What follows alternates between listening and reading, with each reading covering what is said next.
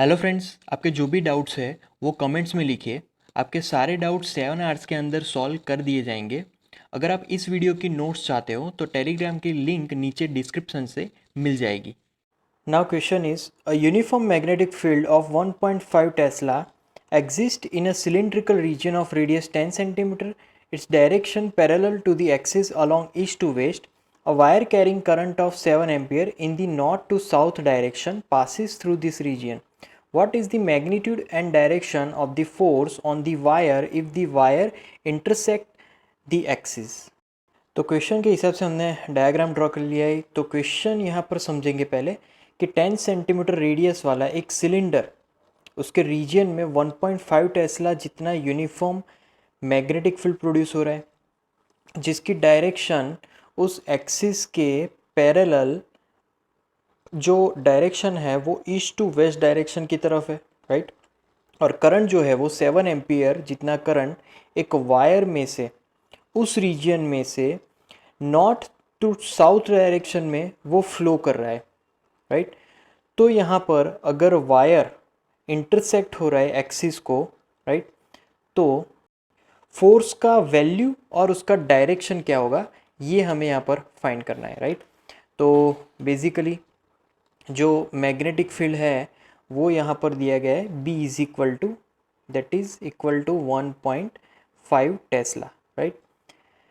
और जो करंट है, करंट की वैल्यू है I is equal to 7 ampere. जो हमारे पास सिलेंडर है, सिलेंडर का रेडियस तो वो है R is equal to 10 centimetre. उसको मीटर में कन्वर्ट करेंगे तो बाय 100 तो वो हो जाएगा 0.1 मीटर, राइट। तो ये हो जाएगा रेडियस ऑफ दैट सिलेंडर। अब यहाँ पर जो सिलेंडर है उसके रीजन में जो वायर की लेंथ है that is equal to diameter of a b wire, right. और वो डायरेक्शन होगी नॉर्थ टू साउथ डायरेक्शन में, और यहाँ पर फील्ड की डायरेक्शन होगी ईस्ट टू वेस्ट डायरेक्शन। सो इसीलिए नॉर्थ साउथ ईस्ट वेस्ट उन दोनों के बीच का एंगल बेसिकली क्या होगा, theta is equal to 90 degree, right. तो थीटा यहाँ पर 90 डिग्री लेंगे तो यहाँ पर जो वायर है उस पर जो फोर्स लग रहा है उस फोर्स फॉर्मूला के हिसाब से यहाँ पर फॉर्मूला होगी F is equal to BIL sine theta, right. तो F is equal to BIL sine theta. अब यहाँ पर वैल्यूज रखेंगे तो F इज इक्वल टू, पहला है magnetic field that is 1.5, right. फिर आता है करंट मतलब 7, फिर length of this cylinder that is 1, and sign theta, तो साइन थीटा मीन्स एंगल, तो यहाँ पर 90 डिग्री है तो यहाँ पर लिखेंगे 90 degree, sine 90 is equal to 1, right. तो ये कैलकुलेशन यहाँ पर आंसर हमें मिलेगा that is equal to 2.1 newton. तो ये इतना फोर्स वायर पे लग रहा है, और यहाँ पर जो डायरेक्शन है वो फ्लेमिंग्स लेफ्ट हैंड रूल के ऊपर से जो फोर्स लग रहा है वो ऊपर की तरफ लगेगा, वर्टिकल डायरेक्शन में ऊपर की तरफ, राइट। तो ये फोर्स की डायरेक्शन भी हो गई। अब सेकंड क्वेश्चन में यहाँ पर पूछा गया what is the magnitude and direction of force on the wire if the wire is turn from north to south to north east to north west direction, right. तो उसका पहले हम लोग डायग्राम देख लेते हैं। तो यहाँ पर क्वेश्चन के हिसाब से हमने जो वायर है north south to north east और नॉर्थ वेस्ट की तरफ उसको टर्न करवा दिया है, राइट। तो यहाँ पर वो जो वायर है अब वो हमारा जो फील्ड है उसके साथ थीटा एंगल बना रहा है। तो जैसे फिगर में यहाँ पर दिखा है theta is the angle between wire and field, right. तो ये जो यहाँ पर हमने डायग्राम ड्रॉ किया है उसके ऊपर से हम लोग लिख सकते हैं कि L upon L dash is equal to sine theta, right. तो साइन थीटा, तो L डैश को अगर सब्जेक्ट बनाएंगे तो L dash is equal to L upon sine theta आ जाएगा, राइट। तो L dash is equal to L upon sine theta. अब जो वायर है उस पर जो फोर्स लग रहा है उसकी फॉर्मूला तो F is equal to BIL dash sine theta, right. तो ये फोर्स फॉर्मूला होगी। अब यहाँ पर जो L डैश है उसकी यहाँ पर फॉर्मूला रखें तो is equal to F is equal to B into I into L upon sine theta और इंटू मल्टीप्लिकेशन में भी साइन थीटा है, तो दोनों ही साइन थीटा कैंसिल हो जाएंगे, तो हमारे पास सिर्फ बिल बचेगा, तो F is equal to B I L, right. तो बी आई एल में अब वैल्यूज़ रखेंगे, तो पहले हमने 2.1 न्यूटन आंसर मिला था क्योंकि वही फॉर्मूला मिल रही है, तो यहाँ पर भी आंसर कितना होगा 2.1 न्यूटन।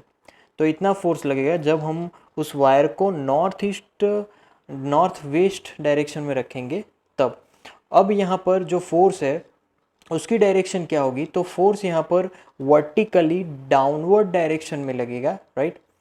और यहाँ पर जो एंगल है आई, करंट और मैग्नेटिक फील्ड दोनों के बीच का किसी भी एंगल के लिए ये चीज़ यहाँ पर एप्लीकेबल होगी, राइट। तो force direction vertically downward direction में यहाँ पर लगने वाला है। अब थर्ड क्वेश्चन में, what is the magnitude and direction of the force on the wire if the wire in the north south direction is lower from the axis by distance of 6 centimetre. तो यहाँ पर जो north south direction में जो wire था उसके axis से 6 centimetre down side, right, अगर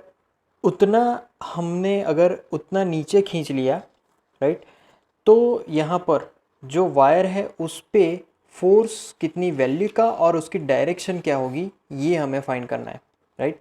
तो अब पहले तो जो मैग्नेटिक फील्ड है उसमें जो वायर है उसकी लेंथ अगर बात करें तो L is equal to 2 into x हो जाएगा। अब पहले तो x क्या है वो फाइंड कर लेते, तो x is equal to under root of, पहले तो 10 सेंटीमीटर इतना डिस्टेंस है, राइट, तो half distance is 10 centimetre, so 10 square minus 6 square, right. तो इसका आंसर यहाँ पर होगा 8 सेंटीमीटर। अब सेंटीमीटर को मीटर कन्वर्ट करेंगे तो यहाँ पर आंसर होगा 0.08 मीटर, राइट।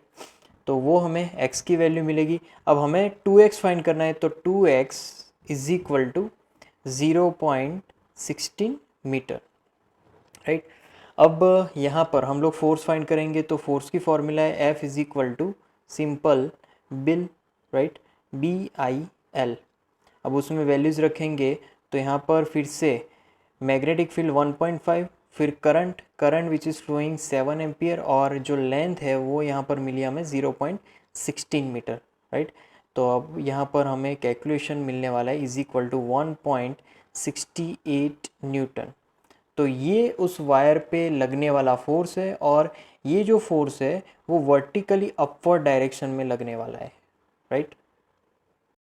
तो ये था हमारा तीनों सब क्वेश्चंस के अलग अलग आंसर्स।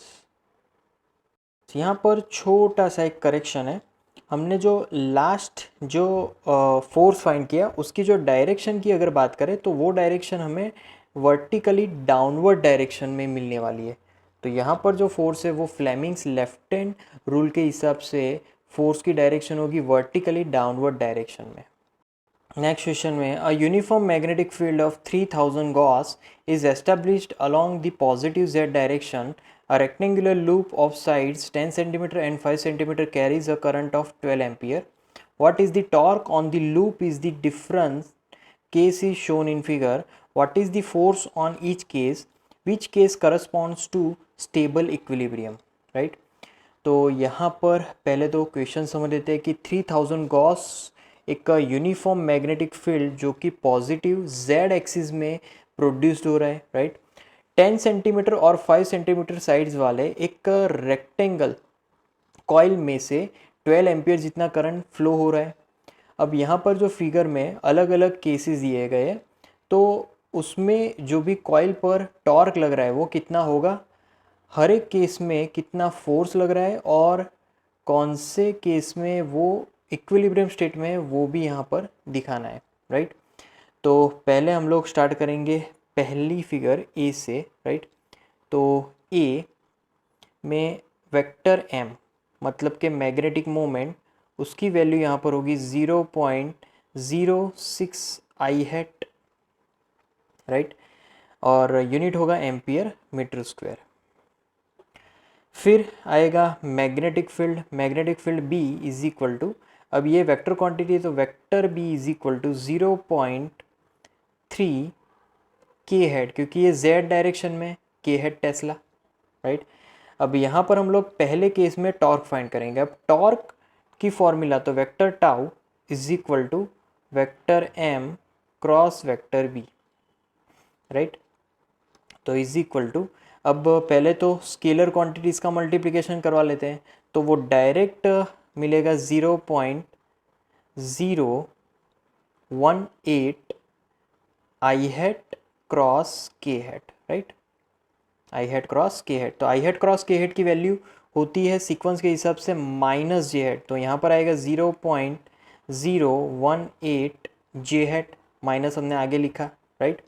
अब यहाँ पर जो नेगेटिव है, क्यों हमने यहाँ पर आई हेड लिया, तो आई हेड इस वजह से लिया क्योंकि जो हमारा मैग्नेटिक मोमेंट है उसकी डायरेक्शन हमें एक्स एक्सिस में मिल रही है, ये एक्स एक्सिस में होगा, राइट, जेड और वाई के परपेंडिकुलर, और ये तो दिया ही है हमें जेड एक्सिस में, तो इसीलिए यहाँ पर आंसर हमारा नेगेटिव वाई एक्सिस में होगा, और यहाँ पर उसका यूनिट होगा न्यूटन मीटर, राइट। अब हम लोग बी के बारे में देखेंगे, तो बी यहाँ पर ये दिया गया है, तो उसमें अब मैग्नेटिक मोमेंट की डायरेक्शन अगर देखी जाए तो वो होगी वाई डायरेक्शन में, इस डायरेक्शन में होगी, राइट। तो वाई डायरेक्शन मतलब कि नेगेटिव वाई डायरेक्शन मतलब कि लेफ्ट हैंड साइड, राइट। तो मैग्नेटिक मोमेंट डायरेक्शन होगा यहाँ पर लेफ्ट हैंड साइड, सॉरी यहाँ पर अगेन जो मैग्नेटिक मोमेंट है यहाँ पर z और y है ना, तो z और y प्लेन में है, इसी वजह से वो x एक्सिस में ही होगा। सिमिलरली यहाँ पर भी z और y प्लेन में हो था तो वो x एक्सिस में ही था, राइट। तो यहाँ पर भी सिमिलरली वो x एक्सिस में ही मिलेगा, क्योंकि हमारा जो करंट है और मैग्नेटिक फील्ड है दोनों ही ZY प्लेन में है, तो ओवरऑल जो मैग्नेटिक मोमेंट मिलेगा वो उन दोनों के परपेंडिकुलर मिलेगा, तो इसीलिए वो एक्स एक्सिस में ही मिलेगा। तो बी के लिए यहाँ पर हम लोग फाइंड करेंगे, तो B vector M is equal to 0. Again वो 0.6 आई हेड ही होगा, right, ampere into metre square, okay. अब यहाँ पर वेक्टर बी, तो मैग्नेटिक फील्ड की डायरेक्शन वो होगी z डायरेक्शन, तो 0.3 के हेड टेस्ला, राइट, तो वो z डायरेक्शन में। तो सिमिलरली यहाँ पर कौन सी डायरेक्शन में हमें मिलेगा टॉर्क, तो दोनों ही सेम है, ये भी सेम एज ए और ये भी सेम एज ए, तो यहाँ पर आंसर भी हमें सेम मिलेगा, राइट। तो यहाँ पर हमें आंसर सेम मिलेगा 0.018 जे हेड न्यूटन इंटू मीटर। अब चलते हैं थर्ड फिगर की तरफ, तो थर्ड में हम लोग देख सकते हैं कि जो बी और आई है, मतलब बी जेड एक्सिस में है और आई ऐसा बोल सकते हैं हम लोग एक्स एक्सिस में, तो उसका जो मैग्नेटिक मोमेंट है वो हमें ऑब्वियसली नेगेटिव वाई डायरेक्शन में मिलेगा, क्योंकि अब यहाँ पर जो करंट है उसकी डायरेक्शन देखी जाए तो क्लॉकवाइज डायरेक्शन में, राइट। तो उस हिसाब से जो हमारा मैग्नेटिक मोमेंट होगा, तो सी के लिए vector M is equal to negative 0.06 j hat ampere into metre square, right. और अगेन मैग्नेटिक फील्ड, तो vector B is equal to उसकी यहाँ पर होगी 0.3 के हेड टेस्ला, राइट। अब इसको हम लोग फाइंड करेंगे, तो vector tau is equal to vector M cross vector B, similar manner में। अब पहले स्केलर्स का मल्टीप्लिकेशन करेंगे, तो उसका मल्टीप्लिकेशन आएगा 0.018 और यहाँ पर ब्रैकेट में जे हेड क्रॉस के हेड, तो जे हेड क्रॉस के हेड कितना मिलेगा, वो मिलेगा माइनस आई हेड, तो इसीलिए हम नेगेटिव आगे 0.018 और फिर आई हेड लिखेंगे, राइट। तो ये हमें नेगेटिव एक्स डायरेक्शन में मिलेगा, जो टॉर्क है वो नेगेटिव एक्स डायरेक्शन में मिलने वाला है। अब डी के बारे में देखते हैं, तो डी में अगर हमारा जो प्लेन है, राइट, वो कुछ थीटा एंगल बना रहा है और वो एक्स और वाई के एग्जैक्ट बीच में है, राइट। तो पहले हम लोग डी, उसमें कितना वेक्टर एम है, तो पहले तो स्केलर वैल्यू में अगर लिखें तो वो होगी 0.06 ampere into metre square, right. और दूसरा मैग्नेटिक फील्ड तो हम जानते ही है। अब डायरेक्ट मैं टॉर्क की फॉर्मूला यहाँ पर लिखूँगा, तो tau is equal to, formula होगी एम बी साइन, अब यहाँ पर थीटा कितना मिलेगा, तो थीटा वो एंगल है एम और बी के बीच, तो एम जो भी मिलेगा वो बी के तो परपेंडिकुलर ही मिलने वाला है, क्योंकि यहाँ पर जो प्लेन हमारा है वो वाई और एक्स के बीच है, राइट, और जेड के पैरेलल है।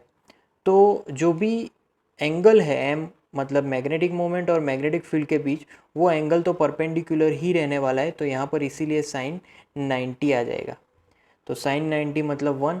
तो अगर वैल्यूज़ की सिर्फ बात करें तो इसकी वैल्यू होगी सिर्फ 0.018 और यूनिट होगा न्यूटन इंटू मीटर, राइट।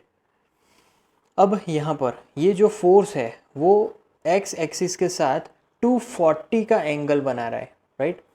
तो यहाँ पर जो 240 का एंगल एक्स एक्सिस के साथ बना रहा है और वैल्यू कितनी है, तो 0.018 न्यूटन इंटू मीटर, तो इतनी टॉर्क की वैल्यू है और एंगल 240 का।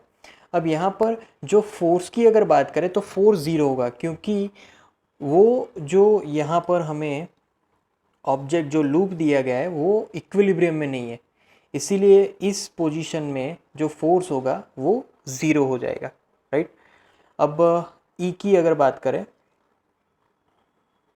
तो ई में यहाँ पर एक्स वाई प्लेन में हमें लूप दिया गया है और हमारा मैग्नेटिक फील्ड जेड एक्सिस में, तो उसके हिसाब से मैं पहले मैग्नेटिक मोमेंट लिखूँगा।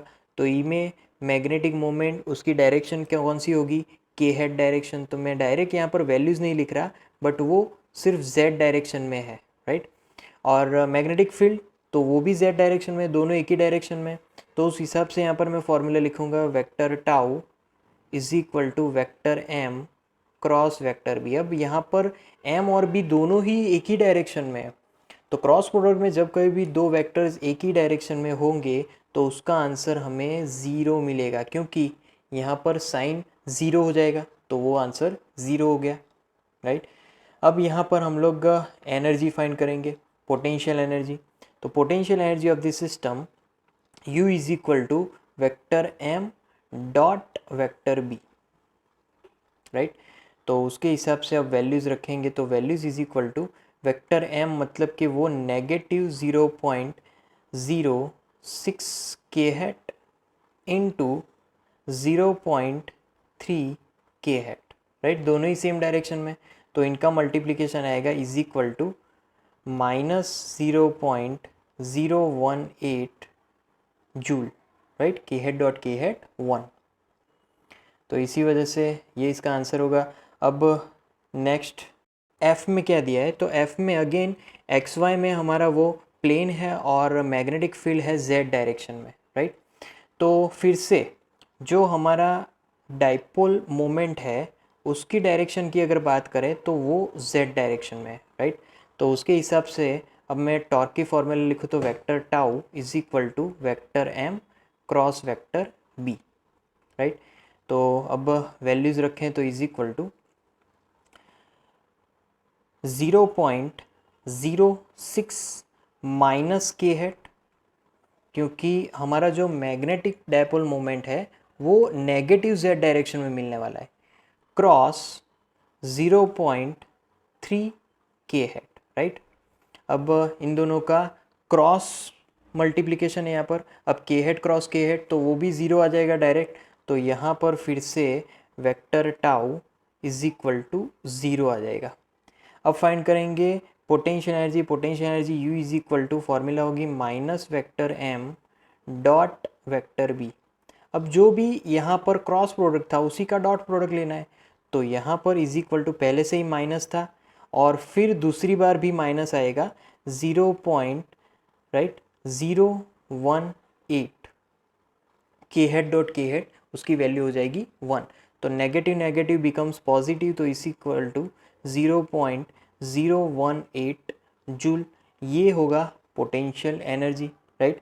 तो यहाँ पर जो पोटेंशियल एनर्जी है वो पॉजिटिव है, इसीलिए ये इक्विलिब्रियम, ये नॉन इक्विलिब्रियम में होगा, इक्विलिब्रियम में नहीं होने वाला, नॉन इक्विलिब्रियम में होगा, राइट। उससे पहले जो कंडीशन मिली थी ई में, वो हमें इक्विलिब्रियम में मिलने वाला है, तो इसको हम लोग लिखेंगे इक्विलिब्रियम, राइट। बट एफ वाली जो कंडीशन है वो नॉन इक्विलिब्रियम कंडीशन है। तो इस हिसाब से हमने 6 की 6 कंडीशंस के लिए जो भी टॉर्क था वो हमने फाइंड किया, राइट। नेक्स्ट क्वेश्चन में a circular coil of 20 turns and radius 10 centimetre is place in a uniform magnetic field of 0.10 tesla normal to the plane of the coil. If the current in the coil is 5 ampere, what is the total torque on the coil? The coil is made of copper wire of cross section area and free electron density in copper is given about 10⁻29 metre 3 inverse. तो यहाँ पर पहले हमें जो भी coil है उस पर कितना टॉर्क लग रहा है वो फाइंड करना है।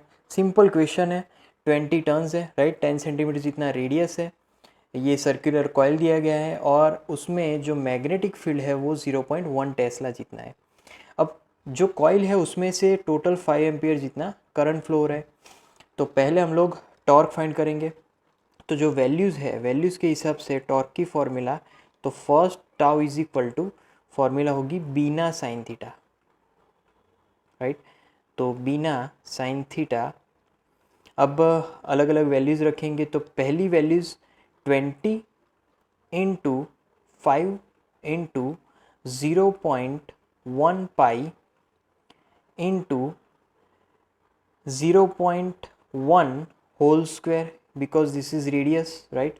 तो साइन यहाँ पर जो करंट है, राइट, करंट की डायरेक्शन मतलब कि यहाँ पर एरिया वेक्टर और मैग्नेटिक फील्ड, क्योंकि एरिया वेक्टर का डायरेक्शन और मैग्नेटिक फील्ड का डायरेक्शन दोनों एक ही डायरेक्शन में है, तो यहाँ पर थीटा 0 हो जाएगा, मैग्नेटिक फील्ड और एरिया वेक्टर का डायरेक्शन सेम होने की वजह से, तो इसीलिए यहाँ पर साइन 0 0, तो टॉर्क यहाँ पर 0 लगेगा, राइट।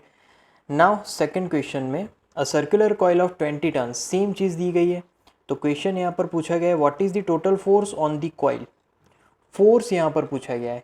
तो यहाँ पर जितने भी फोर्स लग रहे हैं, आफ्टर ऑल, तो जितने भी फोर्स है वो लगभग सभी फोर्स एक दूसरे के ऑपोजिट है और सेम वैल्यू के है, तो इसीलिए सभी का एल्जेब्रिक सम ऑफ फोर्स 0 हो जाएगा, क्योंकि सारे फोर्स एक दूसरे के ऑपोजिट है और सेम वैल्यू के है, राइट।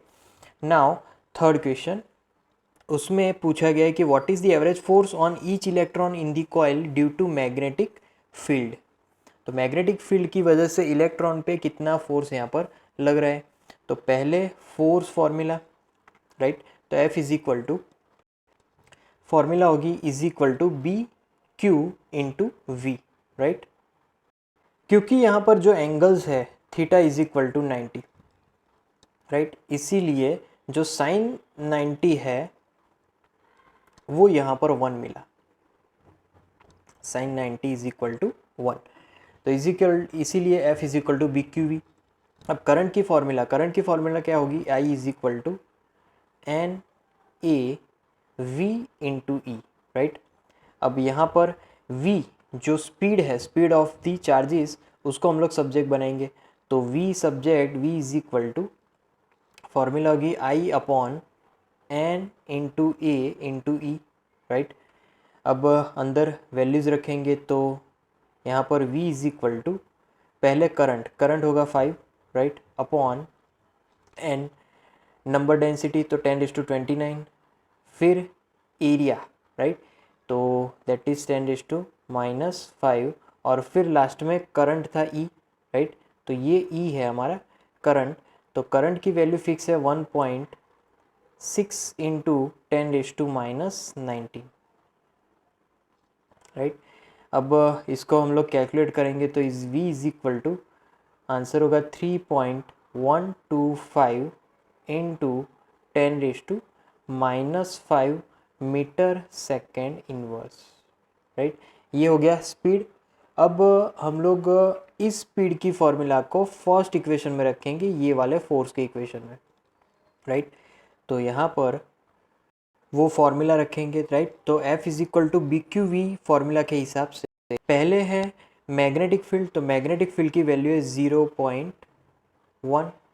फिर चार्ज है 1.6 into 10⁻⁻19 and v velocity that is 3.125 into 10⁻⁵, right.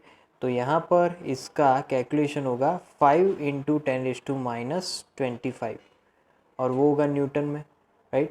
तो फोर्स हमें न्यूटन में मिलेगा, जो सिर्फ मैग्नेटिक फोर्स यहाँ पर रिप्रेजेंट करता है। तो ये थी हमारी फोर्स की वैल्यू। नेक्स्ट क्वेश्चन में a solenoid 60 centimetre long and of radius 4 centimeter has 3 layers of windings of 300 turns each. A 2 centimeter long wire of mass 2.5 gram lies inside the solenoid near its center. Normal to its axis, both the wire and the axis of the solenoid are in the horizontal plane. The wire is connected through two leads parallel to the axis of the solenoid to an external battery which supplies a current of 6 ampere in the wire. What value of current with appropriate sense of circulation in the windings of the solenoid can support the weight of the wire? तो 60 centimetre length है, 4 centimetre radius है, उसमें solenoid में 300 जितने turns है, वैसे 3 layers यहाँ पर वाइंड किए गए हैं, राइट। 2.5 ग्राम जितना मास और 2 सेंटीमीटर लेंथ का एक वायर सोलेनॉइड के एक्सिस में हमने परपेंडिकुलर रखा हुआ है, राइट। तो जो वायर है और सोलेनॉइड का जो एक्सिस है, दोनों ही हॉरिजॉन्टल प्लेन में है, राइट। अब ये जो वायर है उसके एक्सिस के पैरेलल दो एंड्स के यूसेज से एक्सटर्नल बैटरी के साथ हमने कनेक्ट किया है, राइट। अब जो वायर है उसमें से 6 एम्पियर जितना करंट फ्लो हो रहा है। सोलेनॉइड के जो नंबर ऑफ टर्न्स है उसमें से कितनी वैल्यू का करंट फ्लो होना चाहिए, राइट, कि जिससे वो वायर के वेट को इक्विलिब्रियम कर दे, वो हमें यहाँ पर फाइंड करना है। तो पहले जो भी वैल्यूज़ दी गई है वो लिख लेते हैं। Length that is 60 centimetre. अब उसको पहले हम लोग मीटर में कन्वर्ट करें तो 60/100 दैट इज़ 0.6 मीटर, राइट। तो 0.6 मीटर। फिर उसके बाद रेडियस, तो r is equal to 4 centimetre means into metre is 0.04 metre, right. उसके बाद नंबर ऑफ टर्न्स, अब हमने 3 लेयर्स यहाँ पर वाइंड किए गए हैं, तो total number of turns 3 into 300, total 900 number of turns हो जाएंगे। मास दैट इज 2.5 ग्राम, सो यहाँ पर 2 लिख सकते हैं इंटू 10⁻³ वो होगा किलोग्राम में, राइट। अब जो वायर है उसके लेंथ की बात करें तो L dash is equal to 2 centimetre means 0.02 metre हो जाएगा, राइट। और जो करंट है that is I dash is equal to 6 ampere जितना, और ग्रेविटेशनल एक्सीलरेशन हम जानते हैं दैट इज 9.8, राइट। अब जो सोलेनॉइड है उसका हम लोग फाइंड करेंगे number of turns per unit length. तो solenoid number of turns per unit length, total number of turns upon total length of the solenoid, right. तो is equal to total 900 and length of the solenoid that is 0.6, right. तो यहाँ पर calculation is equal to 1500 turns per metre, right. अब solenoid में जो magnetic field मिल रहा है उसकी अगर बात करें तो B is equal to μ0 n into I, right. तो μ0 की value that is equal to 4 pi into 10⁻⁷। फिर आता है यहाँ पर number of turns per unit length, तो 1500 हमने फाइंड किया है, इनटू करंट कितना फ्लो हो रहा है, तो वो I एम्पियर जितना फ्लो हो रहा है, राइट। अब करंट की अगर बात करें तो यहाँ पर आई जितना करंट, तो उसको आई ही अब रखेंगे। अब मैग्नेटिक फील्ड उसको अगर हम लोग फाइंड करें तो B इज इक्वल टू वो होगा 6 पाई इंटू 10⁻⁻4 आई इंटू टेस्ला। अब करंट यहाँ पर आई का आई ही है, राइट। अब यहाँ पर जो भी वायर है उसके परपेंडिकुलर वायर पर जो फोर्स लग रहा है वो फोर्स फाइंड करेंगे। तो जो भी करंट फ्लो हो रहा है जिस वायर पर से, उसके परपेंडिकुलर जो वायर रखा है उस पे जो फोर्स लग रहा है वो फोर्स, तो F is equal to formula होगी B I dash L dash, right. तो वैल्यूज रखेंगे तो B कितना है यहाँ पर, B की वैल्यू हमने फाइंड की 6 pi into 10⁻⁻4 into I, right. I dash that is 6 ampere into अब L डैश दैट इज 0.02। तो इसका यहाँ पर कैलकुलेशन हमें मिलेगा is equal to 0.72 pi into I into 10⁻⁻4, right, newton. So this is the force. अब यहाँ पर वायर पे जो फोर्स लगेगा वो उसके वेट जितना ही होगा, राइट। तो force on wire is equal to weight. अब फोर्स ऑन वायर कितना लग रहा है, तो फोर्स ऑन वायर हमने फाइंड किया, ये लास्ट वाला 0.72 pi into I into 10⁻⁻4, right, is equal to weight. Weight लग रहा है m इंटू जी। अब इसमें से m और g उसकी वैल्यू अंदर रखेंगे, तो यहाँ पर पहले तो 0.72 इंटू 3.14 पाई की value into I into 10⁻⁻4, right, is equal to mass. Mass है 2.5 इंटू 10⁻³ इंटू 9.8, राइट। अब आई को सब्जेक्ट बनाएंगे तो आई सब्जेक्ट, तो आई इज इक्वल टू यहाँ पर आफ्टर कैलकुलेशन, यहाँ पर पहले ऊपर तो क्या आएगा 2.5 into 10⁻³ into 9.8, right, upon 0.72 into 3.14 into 10⁻⁴। अब इसको कैलकुलेट करेंगे तो लास्ट में हमें आई मिलेगा और आई की वैल्यू होगी 108.4 एम्पियर, राइट। तो इतना हमें करंट मिला, और ये करंट अगर जो भी हमारा वायर है उसमें से अगर फ्लो होगा, इतना करंट अगर फ्लो होगा तो फिर वो वायर को नीचे गिरने नहीं देगा, राइट। वो उतना फोर्स लगा देगा कि उसका जो वेट है वो वेट के हिसाब का उतना ही फोर्स अपवर्ड डायरेक्शन में लग जाए। नेक्स्ट क्वेश्चन में, a galvanometer coil has a resistance of 12 ohm and the meter shows full scale deflection for a current of 3 milli ampere. How will you convert the meter into a volt meter of range 0 to 18 volt, right. तो यहाँ पर पहले question समझ लेते हैं कि galvanometer का जो कॉइल है उसका रेजिस्टेंस 12 ओम है। अब 3 मिली एम्पियर जो करंट है उसमें वो फुल स्केल डिफ्लेक्शन दिखाता है। अब ये जो मीटर है 0 to 18 वोल्ट की जो रेंज है, राइट, तो वोल्ट मीटर में हम लोग उसको कैसे कन्वर्ट कर सकते हैं ये हमें फाइंड करना है। पहले तो जो वैल्यूज़ दी गई है उसके बारे में बात कर लेते हैं। तो पहले हमें रेजिस्टेंस ऑफ गैलोमीटर दिया गया है R G is equal to 12 ohm, right. फिर आता है current, current from galvanometer I G is equal to वो फ्लो हो रहा है 3 मिली एम्पियर जितना। उसके बाद मिली एम्पियर मतलब उसकी वैल्यू हम लोग लिख सकते हैं कि भाई 10⁻⁻3, राइट। अब उसके बाद जो वोल्टेज है that is V is equal to 18 volt. अब यहाँ पर हमें रेजिस्टेंस फाइंड करना है, तो R is equal to what, तो रेजिस्टेंस फाइंड करने के लिए डायरेक्ट फॉर्मूला है that is R is equal to V upon I G minus R G. अब सिर्फ वैल्यूज ही रखनी है, तो is equal to 18 upon 3 into 10⁻³ minus R G वो है 12। अब इसको हम लोग अगर सिंप्लीफाई करें तो R is equal to 6000 minus 12 मिलेगा। 6000 माइनस 12 मतलब के 5988 ओम, राइट। तो यहाँ पर इतना रेजिस्टेंस हमें गैल्वेनोमीटर के साथ सीरीज़ में कनेक्ट करना पड़ेगा। तो ये हमारा फाइनल आंसर होगा। नेक्स्ट क्वेश्चन में, a galvanometer coil has a resistance of 15 ohm and the meter shows full scale deflection for a current of 4 milli ampere. How will you convert the meter into an ammeter of range 0 to 6 ampere.